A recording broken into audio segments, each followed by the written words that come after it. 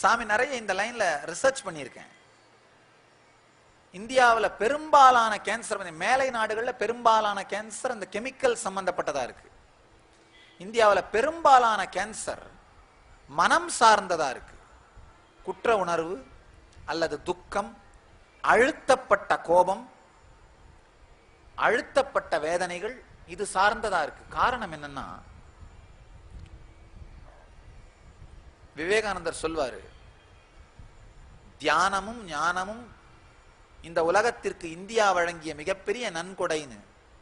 துரதிருஷ்டவசமா அதை நன்கொடையா கொடுத்துட்டோம், நாம உபயோகம் பண்றதில்லை. உண்மை அதுதான். நன்கொடையா அதை கொடுத்துட்டோம், நாம உபயோகம் பண்றதை விட்டுட்டோம்.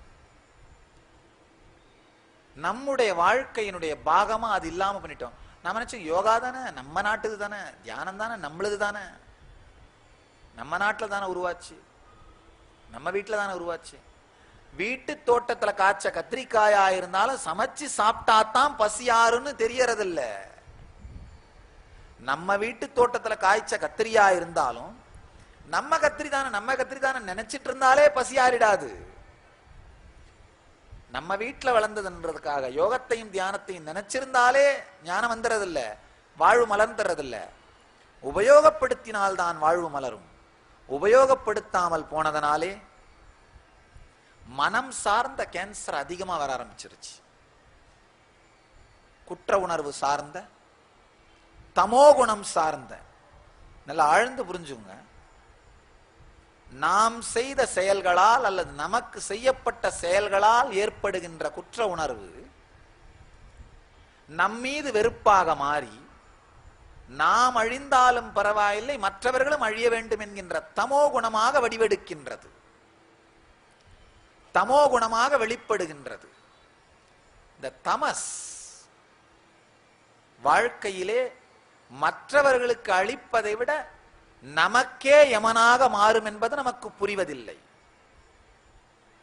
தமோகுணம் சார்ந்து வாழ்கின்ற மக்கள் வாழ்க்கையின் மிக துக்ககரமான வியாதிகளை வரவழைத்துக் கொள்கிறார்கள்.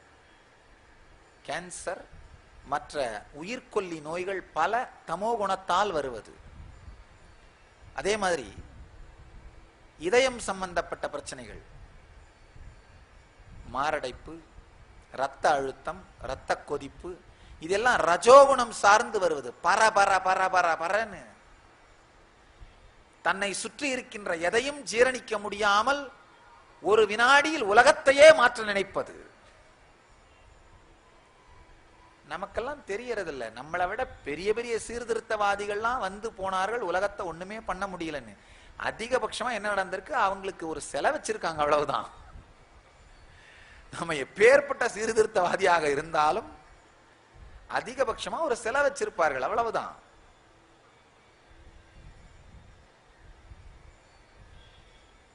சில சீர்திருத்தவாதிகள் இருக்கும் போதேவும் செலை வச்சுப்பார்கள், அது வேற விஷயம். அந்த சில வழியா போகும்போது அவங்க நினைச்சுப்பாங்க, பத்தியா நமக்கு சிலை வச்சிருக்காங்க அப்படின்னு. ஆனா மேல பறக்கிற காக்கா நினைச்சுக்கும் தனக்கு வசதியா கட்டி வச்சிருக்கார்கள்னு. யார் யாருக்கு எது எதுவோ அதது அந்த மாதிரி நினைச்சுக்குது, அவ்வளவுதான். இல்ல நம்ம வாழ்க்கை காக்கை தனக்கு கட்டப்பட்ட இலவச கழிப்பிடம் நினைச்சுக்கோ. எவ்வளோ பெரிய சீர்திருத்தவாதியா இருந்தாலும் ஒத்த சிலையை தவிர வேற ஒன்றும் நடந்துராது. உலகம் இப்படித்தான் இயங்கும். சில பேர் என்கிட்ட கேட்கறது உண்டு. ஒரு நிருபர் கேட்டாரு, சாமி நீங்க செய்யற வேலை கடல்ல பெருங்காயம் கரைக்கிற மாதிரி ஆச்சு, என்னைக்கு உலகமே மாறப்போகுது, கடல் மணக்க போகுதுன்னு. நான் சொன்னேன், ஐயா கடல் மணக்கும்னா நான் நினைக்கல, என்னைக்கு கடல் மணக்கும்னா எனக்கு தெரியாது. பெருங்காயம் கரைச்சிக்கிட்டே இருக்கிறதால என் கை மணக்குது, அந்த திருப்திக்காக கரைக்கிறேன், அவ்வளவுதான். பகவத்கீதையை நான் சொல்லி கேட்டு எத்தனாயிரம் பேர் அவங்க வாழ்க்கையை மாற்றிக்கொள்வார்கள்லாம் எனக்கு தெரியாது. திரும்ப திரும்ப சொல்றதுனால இந்த சத்தியம் எனக்குள் பதிகின்றது, அந்த ஆனந்தத்திற்காக சொல்லிக் கொண்டிருக்கிறேன்.